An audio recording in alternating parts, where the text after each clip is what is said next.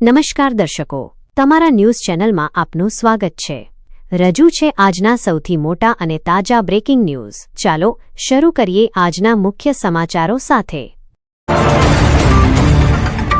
રાજ્યમાં ભારે વરસાદ, ગુજરાતના અનેક વિસ્તારોમાં ભારે વરસાદ, નીચાણવાળા વિસ્તારોમાં પાણી ભરાયા। સુરતમાં ટ્રાફિક જામ, ભારે વરસાદને કારણે સુરતમાં કલાકો સુધી ટ્રાફિક જામની સ્થિતિ સર્જાઈ। મોંઘવારીનો મુદ્દો, કેન્દ્ર સરકાર મોંઘવારી નિયંત્રણ માટે નવા પગલાં જાહેર કરશે।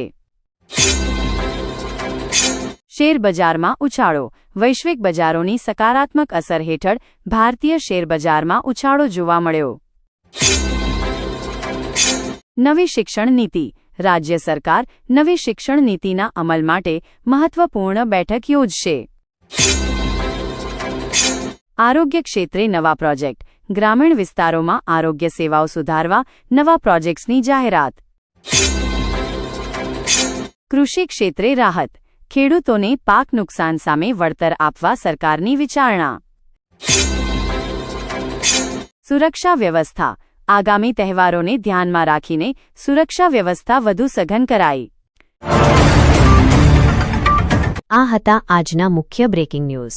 વધુ સમાચારો અને અપડેટ્સ માટે જોતા રહો તમારા ન્યૂઝ ચેનલ।